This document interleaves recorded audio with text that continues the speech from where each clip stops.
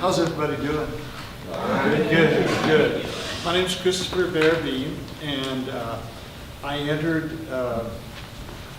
what happens to be a pretty long essay, so I'm not going to read it all. But I want to give you the high points, and I entered in the pen to, is that right? Pen to paper, yeah. This one's called My Time in Solitary Confinement, Countercultural Rest Stop. Yes. This is my story. It's coming right at you. And it was the 60s, the countercultural revolution. I was an 18-year-old draft dodger. While traveling in California during this time, I encountered a religious experience that would change my life forever. When I got into the Army after going to my draft board and them saying, you're not really a conscientious objector, you're just telling us that, even though they had put on one of my papers mental illness, but they didn't say what kind. So I'm thinking they took a stab at it, right? And there was also a place where if you have something that they put down there, you're supposed to be able to go to a nurse and check you out, give you some kind of assessment. So anyway, I did end up going in, and I knew that this was not going to be falling off a log, dealing with the military system. But I decided that I had to kind of be a warrior and look at them as the enemy. Not each and every one of them as people, but I had to be alert all the time. My only other experience with doing time was serving weekends in the Ypsilanti, Michigan jail for public intoxication. Now I was getting off at a bus standing in front of the stockade. And the stockade is just a base prison, jail. It was laid out this way. There was a two-story wooden structure with the second floor serving as the mess hall. A wooden deck of the same army green ran all around the building, and this is where the captain stood for roll call. About 4 barracks set in a parallel pattern housed prisoners. Then on one end, parallel to the others, was a solitary confinement unit. On one of the longer sides, there was also an outside pen made of chain link fence that linked into the main fence around the whole stockade. This pen was used for solitary confinement prisoners, 1 hour a day per recess period.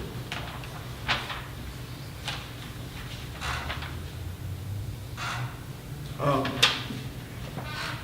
here it is. No, I just read that. You have a number?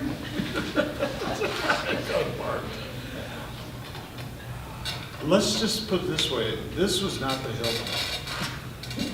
This is not Motel 6. It's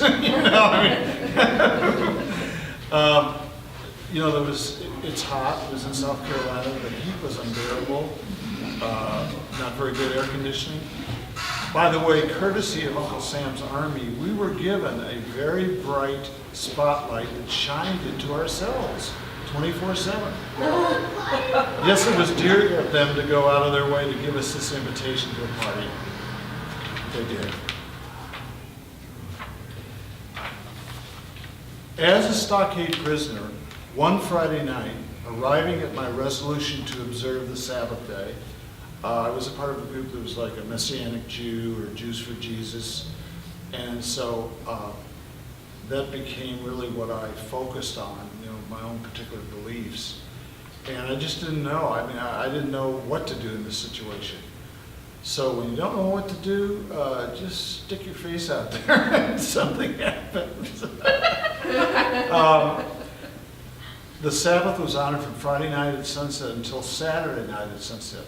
I was such a novel disciple, I really didn't know how I would handle my superiors or others who might want to stigmatize or bully me because of my religious habits and my conscientious objector actions.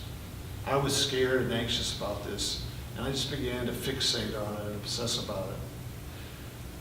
So it was one night, Friday night, I told the guard that I was refusing to stand in the roll call. I felt that that it was work. That's the way I was looking at it. I'm not going to do it for them. Right after I told the guard about my refusal, he ran quickly to the captain and whispered in the captain's ear. I could see the captain's nonverbal communication. He was very angry, very mad, probably because I had snubbed my nose at his authority. And to all the prisoners and staff, he turns and he says, "Throw this reverend in the box!" And the box was solitary confinement. And he called me reverend because he thought probably that I was playing this holy Joe card, I'm really religious here, and, you got to work with me on this. They were going to work with me. Trying to put down some righteousness and piety shit, and without a doubt, I was tripping, you dig? I was put down and placed on the edge of the group. I was the religious student, the serious and studying one, and also the trying to help, attempting to find ways of serving the men and women around me in my life. During the time that I was there, which was probably about 3 to 4 weeks, there were 2 major incidents that occurred to me. One of them took place while I was in the recess area. We got to go out for an hour every day. And there was a guy that at that time, I probably would just look at, this guy's crazy, Pot calling the kettle black, but anyway, he comes up to me and he whispers to me, he said, I'm so nervous and worried, I'm going to stab somebody today in this yard. Okay, so I began to use all my ways to get away from this guy, and thankfully I did. I don't think that he ended up doing that. So that was the first thing. I mean, I was scared shitless. I thought I was going to die in the run, so to speak. The other thing was there was a man on suicide watch who was brought in, and inside where we stayed, there were these little boxes, you might say. All they had in them were they had bars in front and a bunk bed, and just about 6 inches movement on either side. So it was very cramped. Plus, you get that light pointing at you all the time, 24/7. So this guy came in, and they were watching him because he had attempted suicide. And I never heard someone, this is the first time in my life I heard someone who just literally almost screamed the whole time he was there. It wasn't just like regular, it was like screams from somebody's soul, and to just have that, you hear that over and over again, it definitely does, it did affect me.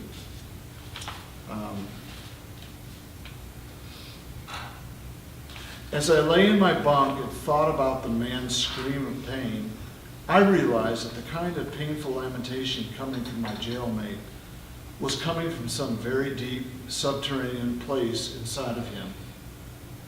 I mean, like his soul was wrenching its guts for water in a waterless place. This man was suffering intensely, and he was not able to find any palliative means to take the pain away or to put together some meaning to make out of it. He was suffering so that I didn't think I was able at the time to think in any rational or helpful terms for him. However, the drive to survive is powerful, and so far he had. Then the big one hit. The reason I'm so stressed and freaked out by this dude and wanting to just shut his pie hole, I found out that his suffering is like my suffering. It's like anybody else's on the planet. Yet if I really listened to his spiritual undercurrents, this man on the suicide watch was my mirror. And like him, years later, in my own confusion, I'd have suicidal thoughts and ideations. And in fact, I was hospitalized a couple times for that. So, that was just something that, it's like everything that was happening it's like right in my face, kind of, you know. And he just eventually, I think they took him to a hospital. And that's where he ended up. He wasn't there that long, about a week or so, I think. I just wanted to find out from you, Laura, how much time should I take? Because I just don't know if I have too much that I underlined here. Well, let me just take a quick moment. We're Okay. about 10 to 8. How many people are planning on presenting something? Let's just throw a hand up.